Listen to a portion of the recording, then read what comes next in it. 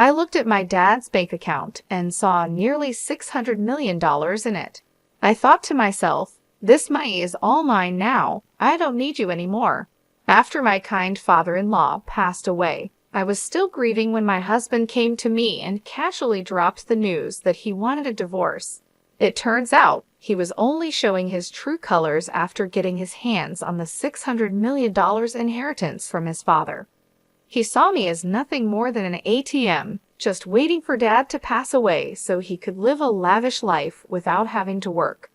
I had seen glimpses of his true nature before, but I never realized he was this awful. Before I knew it, I was clenching my fists, angry at myself for being fooled into this marriage. I could accept being deceived, but I couldn't stand him speaking badly about my kind father-in-law. Fine, I said, hand me those divorce papers. I snatched the papers from my husband, signed them quickly, and threw them back at him. All right, the rest is up to you, I told him. Yeah, leave it to me, he replied, smugly. He offered to send my belongings, and I walked past him, out of the living room, and left the house. I knew my husband would regret divorcing me. Sure enough, he called me later, panicking when I explained that the $600 million was just a fantasy. My name is Mary, I'm 45 years old, and I work in sales. My husband John is also 45, and he used to work in sales, but now stays at home. There's a story behind him becoming a homemaker, but to explain that, I should start with my first husband. This is my second marriage. My first husband died in a work accident 5 years ago, leaving me a widow. Between life insurance and severance pay, I received about $600,000. Since my first marriage happened later in my 33s, we didn't have any children. I inherited the money along with my ex-in-laws, but they told me, we're almost 82 years old and don't have much time left, so we don't need it. I couldn't accept that and decided to give the money to my ex-brother-in-law and his wife, who were living with my ex-in-laws. However, they also said, we don't need much since it was my brother's money. You should use it, so they only took a small portion of the money. In the end, after paying a significant amount in inheritance taxes, most of the money ended up with me. Combined with our savings and the fact that I had a job, I became fairly well off by the age of 41. But even with all that, sitting alone at home and looking at the numbers in my bank account, I felt empty. When I came home from work, no one was there, and no one ever would be. The bed beside me stayed perfectly made, just as it was before I went to sleep. The worst part was when I accidentally made breakfast for two. As I took a bite of the second piece of toast, I thought, this must be what it feels like to have a hole in your heart. I really wanted to take some time off, but I had to keep working, so I went back to my job with this emptiness inside me, constantly feeling a sense of void. I desperately wanted someone, anyone, to listen to me, and that someone turned out to be my current husband. When I told him about my husband passing away and how I had to take some time off because of it, he said, I'm sorry for any inconvenience. I quickly replied, No, it was no inconvenience at all. Besides, your husband was a lucky man to have someone who cared for him so much. I'm sure he was very happy. He then shared a bit about himself, saying, As for me, I'm terrible at relationships. Even when I do date someone, I get dumped quickly. I know it's because of my careless personality, but it seems hard to change who you are. My husband and I were business acquaintances before we got to know each other better. I knew he was a cheerful person, so when I visited his company, I ended up telling him everything. Normally, anyone would find such a dark and heavy story off-putting, but he listened quietly and then cheered me up with some light-hearted jokes. His words and smile seemed to fill a bit of the hole in my heart. He continued to listen to my stories, and we started meeting outside of work. One day, while we were talking, I accidentally dropped a receipt, and he jokingly said, Wow, my wallet is twice as thick with coins. You dropped a receipt, and we both laughed. I need to organize it, but it's such a hassle. When he tried to pay at a store, receipts started falling out as he pulled out some cash. I picked up the receipts and handed them back to him, and he stuffed them back into his wallet, complaining about the coins. It seemed like the receipts were also making his wallet bulky. "You're like a kid, John," I teased. "What? I'm 45, you know," he replied.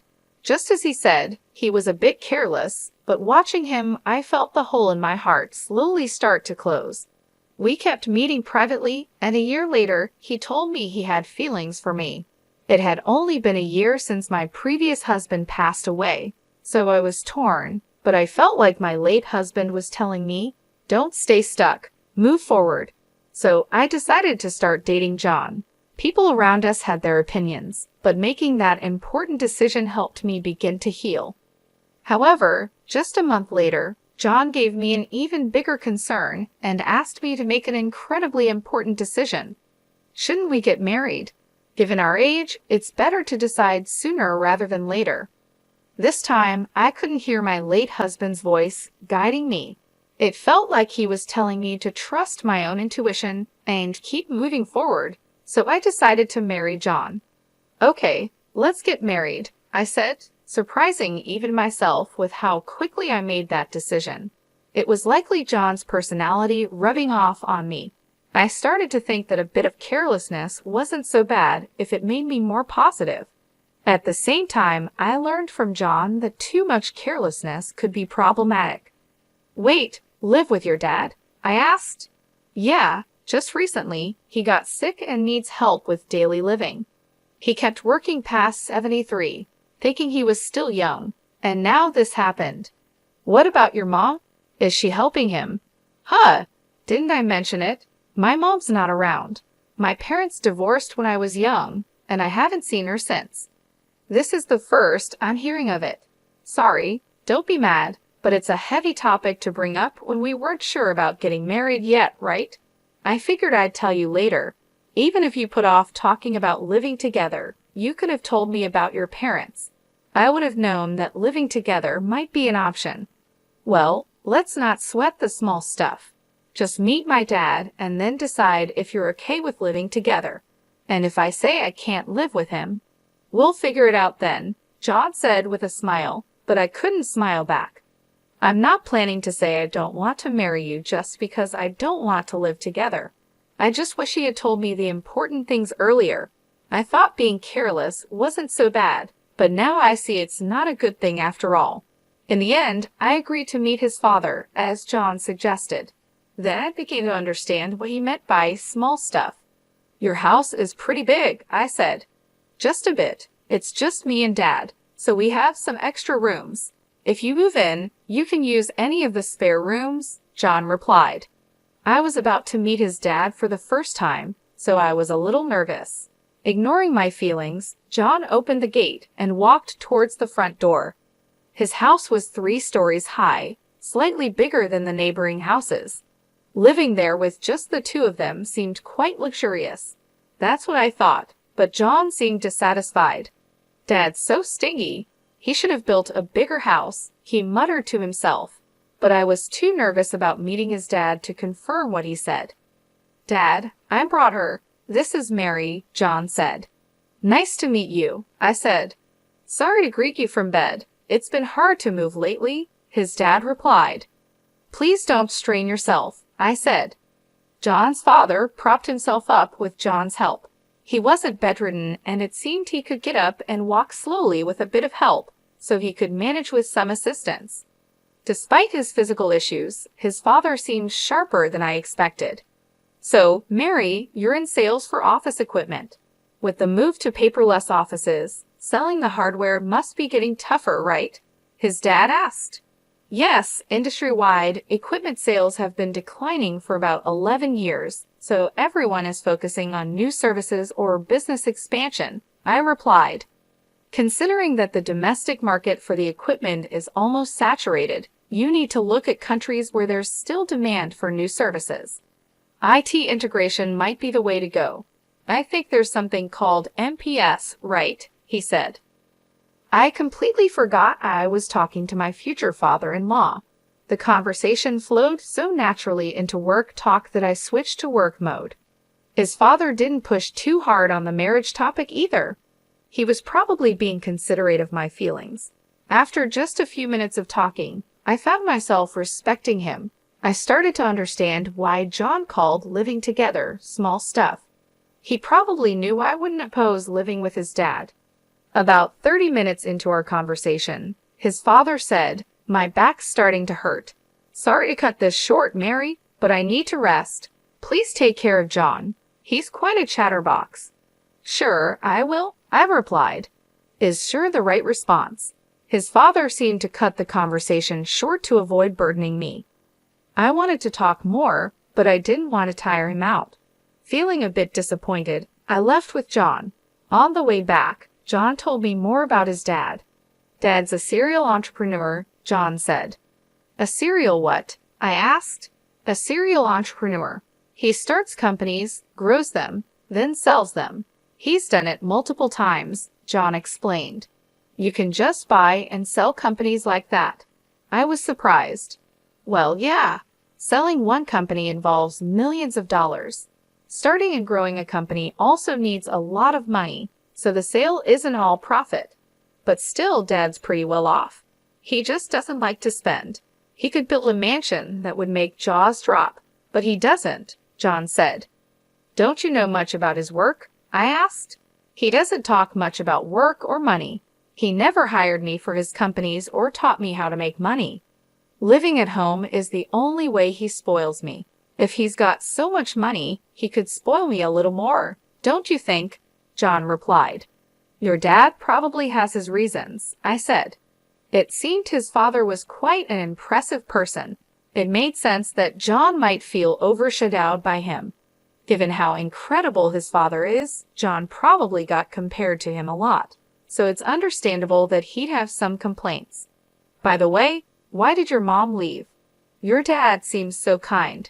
It's hard to imagine their marriage not working out," I asked. "Mom spent a lot and wanted an easy life. After the divorce, people only came after Dad's money, so he decided never to marry again. He focused on work instead. With that much money, he could have spent a bit, don't you think?" John answered. "I don't believe in spending money just because you have it," I said. From what John told me, it seemed his mom relied on his father's money, so I couldn't agree with John on this point. But I think his words came from feeling inadequate compared to his father. Later, I talked with John about living with his father. His father currently relies on John for help and also gets assistance from a home helper when John is at work. I thought my husband and I would continue working while getting help from a home assistant to take care of my father-in-law. However, John surprised me with a different idea. "I want to quit my job and take care of Dad," John said. "What? Quit your job?" I was shocked. Dad's such an incredible person, right? I feel like I haven't done anything for him all this time, so from now on, I want to support him without relying on a caregiver. "I'll be like a homemaker," John explained. "I'll take care of the house too," John said. "Are you sure you won't regret quitting your job?" I asked. "I'd regret not doing anything for Dad more. I can go back to work after he's gone," he replied with a small smile. "That joke isn't funny," I said, feeling worried. I thought my husband might resent his father, but it turned out that wasn't the case. Despite everything, he really cared for his dad. "If you're going to be a homemaker, you better handle the housework properly," I warned. "Leave it to me," John said, puffing out his chest confidently. Since my father-in-law would cover his own expenses and my income would be enough for the two of us, I decided to leave the housework to my husband. When we got married and started living together, everything went as planned. I worked and John took care of the house. He managed the chores, handled the finances, and supported his dad. When I tried to help, he would say, "You're tired from work. I'll handle the house stuff. You rest." My father-in-law remained kind and shared many valuable stories with me. Our second marriage was going well. However, I noticed that my father-in-law would sometimes frown when he saw John doing housework. A month after we started living together, John began slacking off with the house chores. "You're sleeping on the couch again. You've been there all day, haven't you? I asked. No way. I went to the fridge when I was thirsty and to the bathroom too, John said, trying to defend himself. That's not what I mean. What about dinner? Did you go grocery shopping? I asked. Dinner's ready. Don't worry, he replied. I glanced at the kitchen, but there was no sign of any cooking. All I saw was an empty container on the dining table. It was clear he had been lazy all day. From this, I realized what John meant by dinner's ready. Perfect timing. The intercom rang, and John grabbed his wallet and headed to the door. I was too stunned to say anything. John had only handled the housework diligently for the first 3 weeks. After that, he gradually stopped doing anything, and I ended up cooking, cleaning, and doing the laundry. It's typical for someone with a careless personality to start strong and then quickly slack off. Caught up in the excitement of getting married, I hadn't foreseen this.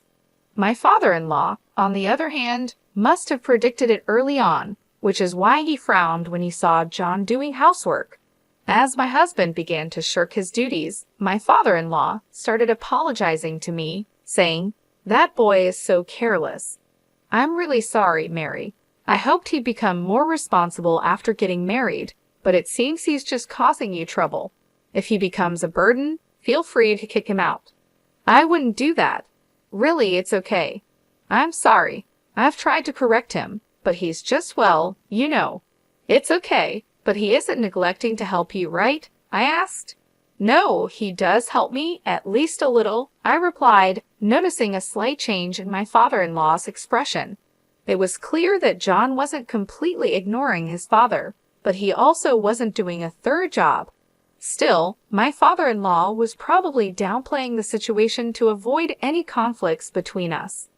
I'm sorry, I said. No, Mary, you don't need to apologize, my father-in-law replied. With just one word, sorry, he seemed to understand what I was feeling. We both apologized, and there was a bit of awkwardness between us. To break the tension, my father-in-law quickly changed the subject with a brighter tone. Oh, I'm doing some end-of-life planning and need your help. I'm not confident in John handling it. End-of-life planning? It's not as negative as it sounds. I just want to avoid any trouble later. Got it. If there's anything I can do, I'd be happy to help. Talking about John made us both cautious, so we ended up avoiding discussions about him and housework. It was an uncomfortable way of being considerate, but there were also thoughtful gestures that made me happy. Is there anything inconvenient at home? My father-in-law asked. Not really, but the bathroom could use some fixing. I had just wanted the water heater checked, I said, but my casual comment turned into something much bigger. Wait, what's this? I exclaimed when I saw the changes. My father-in-law had contacted a contractor he knew, and they completely renovated the bathroom. Not only were the tub and shower replaced, but the walls and floors were redone with special coatings to resist grime, and the drain was redesigned to make cleaning easier. They even installed a bath lift to help my father-in-law get in and out easily. Now I can enjoy a nice clean bath, and it's easier for me to get in and out, he said. It was an extravagant use of money, and this happened a few times where a small request turned into a huge upgrade. I learned not to ask my father-in-law for small favors lightly, yet my husband still called him stingy. I couldn't understand how John could see it that way, given how generously his father spent money. Out of curiosity, I asked my father-in-law about his most extravagant spending. What's the most luxurious thing you've ever done? I asked. I started a seafood company in Germany, built the office and the factory from scratch. That cost a fortune. A company in Germany? That's impressive, but it was work, right? Well, yes and no. I did it because I wanted to, so it was more like a hobby. Why seafood in Germany? Was it because it was profitable? No, I had no knowledge or connections and didn't think about profits. Germany exports a lot of seafood, and we import a lot of it. I love seafood, so I thought I could make money and eat all the food I wanted, he said, looking happier than I'd ever seen him. He must have really enjoyed that time, but if he just wanted seafood, he could have bought as much as he wanted. Starting a company overseas seemed extravagant. Do all successful people think this way? It's a world far beyond the understanding of an ordinary person like me. It made me realize that my father-in-law wasn't stingy. He was just careful about when and where to spend money. My husband just didn't understand that. One day, my husband burst into David's room and vented his frustration at both of us. You listened to Mary's requests, but not mine. Are you talking about the bathroom? You use it too, right? And since cleaning is easier now, it's a big help to you as a homemaker, right? Mary gets to enjoy a nice bathroom, and it's convenient for me too. No one loses here, David replied calmly. My husband clicked his tongue loudly and stormed out, slamming the door behind him. I'm really sorry, I said. It's fine, but why don't you listen to your son's requests? I asked. He's like his mother. When he has money, he spends it without thinking. Even with a lot of money, you need to understand its value and how to use it wisely. I've tried teaching him that many times, but he's still the same, David said, his expression turning somber. Since that day, my husband had become even more neglectful. Not only did he stop doing anything around the house, but he started causing unnecessary trouble. Whose motorcycle is that outside? Did you buy it? No one else's motorcycle would be here. I yelled at my husband as soon as I got home from work, but he just polished an expensive-looking golf club in the living room without even looking at me. My husband had stopped doing housework and started buying whatever he wanted. I wouldn't complain if he was spending his own money, but he was using my bank account without permission. You get your requests granted by Dad. Let me have a bit of luxury too, he said, trying to justify his actions. He had been diligent as a homemaker at first, and I hadn't seen this lazy side of him before we got married. It seemed he had been hiding his true self before marriage. I was completely fooled. When we got married, I told my husband, if my salary isn't enough for our living expenses, feel free to use the money in my account. I took back my bank book so he couldn't use the money without my permission. When I checked it, I saw he had spent around $50,000 in just 3 weeks. It was an expensive lesson that I couldn't trust him. Naturally, I thought about divorcing him, but I didn't want to leave my father-in-law in his care, so I erased divorce from my list of options. My husband seemed to sense that I wouldn't divorce him and became even more arrogant. Hey, can't you come home earlier? I've been waiting for dinner all this time, he complained, treating the living room sofa like his personal nest and hardly moving from there. Of course, he did no housework at all. What does being a homemaker mean? I was starting to lose my understanding of it. He had said he didn't want to rely on a home assistant and wanted to be a good son, but he ended up hiring a caregiver again. Honestly, this made me feel better knowing my father-in-law wasn't left to my lazy husband. I decided to avoid my husband as much as possible, thinking, let sleeping dogs lie. With this mindset, the year flew by quickly. Then a significant event happened for both me and my husband. Thank you for everything. My father-in-law passed away just before turning 81. The time I spent with him was short but incredibly meaningful to me. It felt like we had spent 11 years together. Even after the funeral, I couldn't pull myself together and felt a deep void in my heart. As I sat in the living room, lost in emptiness, my husband walked in with a cheerful expression. Hey, let's get divorced. What? That single word snapped me out of my daze. He was waving the divorce papers in my face. It wasn't a misunderstanding or a joke. I found Dad's bank account. Guess how much is in it? Nearly $600 million, so this money is all mine. You're no longer needed, ATM. When Dad collapsed a year ago, I didn't want to deal with taking care of him, so I looked for a wife. I figured you'd be an easy catch since you were grieving the loss of your previous husband. I see, so that's why you were in such a hurry to get married. That's part of it, but then I changed my strategy. You inherited money from your late husband, right? You never talked about it, but I figured his retirement and insurance would be substantial. I took care of Dad while you acted as the ATM until he passed away. It was easier than working. Now that Dad's gone, I'm set for a lavish life with his inheritance. Do you think you can get away with this? I asked, feeling the anger rising. Of course, I'm his son, so it's only natural I inherit his wealth. He worked until he collapsed, and I thought he'd live until 87, but he died sooner than expected, so I'm lucky, he replied smugly. I realized I was clenching my fists. It was my fault for being tricked into marrying him, and I could accept that. But I couldn't forgive him for speaking so badly about my kind father-in-law. I was ready to punch him, not caring about the trouble it might cause later. But then I felt like I heard my father-in-law's voice saying, "Stay calm." Right? There was no need to do anything rash. Are you sure about this? All right, give me the divorce papers, I said. I snatched the papers from my husband, signed them on the spot, and handed them back. Thanks for making this easy. I'll file these tomorrow. You can take all our savings. I've got $600 million, so take as much of that petty cash as you want, he said, clearly gloating. Okay then. Yeah, leave it to me.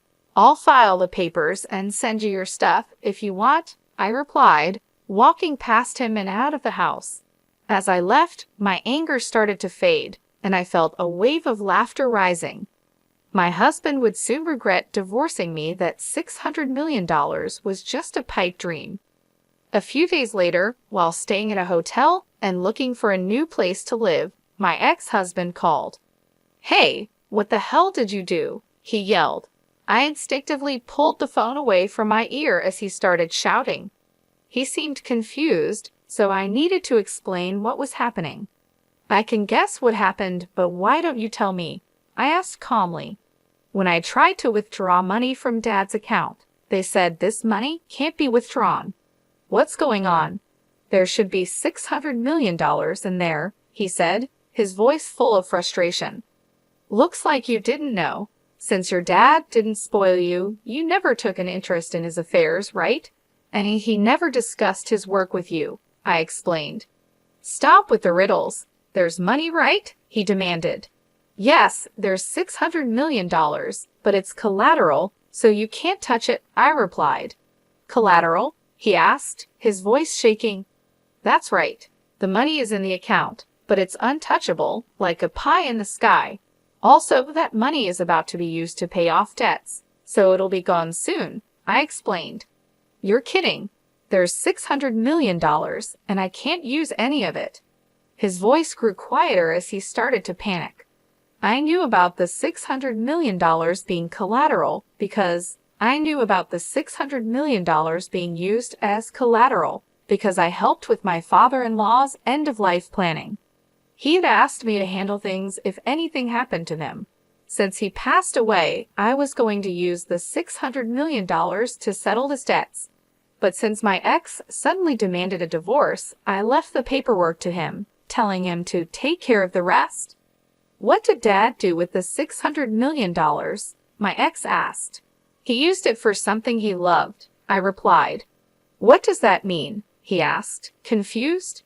At over 72, Dad decided his next job would be his last and used his savings for something he enjoyed, that seafood processing and distribution company in Germany he always talked about. He trusted the management to locals and planned to enjoy his retirement here, but it was a huge failure, and he lost almost everything. When he told me about it, he laughed, saying it was only natural since he did it without any real knowledge. He had no regrets about where he spent his money. To start that company, he borrowed $600 million, using his savings as collateral. But it turned into debt, so he planned to repay it with another job. It seemed impossible, but he didn't think so. Even with the debt, he kept enough money for his retirement. In today's world, where many struggle in retirement, it's impressive. However, while sorting out the Germany company, his health declined. When that happened, he renegotiated his repayment plan with the bank. Given his long history of high-value transactions, they trusted him. He told them, "If I can't work anymore, take the collateral." They agreed to a 2-year grace period, after which the debt would be paid off with the collateral if he couldn't work. That year is up, and it's time to settle the debt. So this $600 million is debt repayment money and will soon be zero. My ex asked, his voice filled with shock. Exactly. Didn't you find another bank account? There should be one for living expenses. Yeah, I found one with $80,000 in it. That's money you can use freely. It's your inheritance. $600 million turned into $80,000. Why didn't he prepare more for his retirement? My ex wondered, clearly surprised. I was surprised by the $80,000 too, but knowing him, he probably planned to add more if needed. He seemed capable of anything. And it looks like you haven't checked the will yet. Will? Dad told me he'd leave me about 20%. My ex said, we're divorcing, so you could contest it as infringing on your rightful inheritance, but I'd like to honor his wishes. I hope you'll agree to the 20%, I said, noticing he was breathing heavily. He thought he'd get $600 million, but the amount kept shrinking, and now he was panicking. Why did he waste so much money? He could have bought anything with $600 million, my ex yelled, frustrated. Yelling at me won't change anything. He was happiest when he talked about that time, so he had no regrets. It was his money, and he used it. He planned to repay the debt himself, so no one can complain. You just jumped to conclusions and got ahead of yourself, I replied. Why are you so panicked? I asked. The truth is, I thought I'd get $600 million, so I spent all my own money. My account is empty, he admitted. What? Seriously? I was shocked. My ex-husband had been spending money he didn't even have yet. Now that we were divorced, he couldn't rely on my savings anymore, and he was currently unemployed. I finally understood why he was so panicked. Still, you have a roof over your head and a house, so you can rebuild your life, right? I suggested. I'm almost 54, unemployed, and have only a little savings. What's going to happen to me? Please help me, he pleaded. Me? You have savings and a job, don't you? Why should I help an ex-husband? You're suffering the consequences of your own actions, I said firmly. Please, let's pretend the divorce never happened, he begged, but I ignored his pleas and hung up the phone. Having a careless personality is definitely not a good thing. With that thought, I went back to looking at property listings. Surprisingly, my ex-husband did follow through with the will and gave me $40,000 for my father-in-law's inheritance. That made up for the money he had taken from me. He probably thought it was too much trouble to fuss over $40,000 after dealing with the $600 million situation.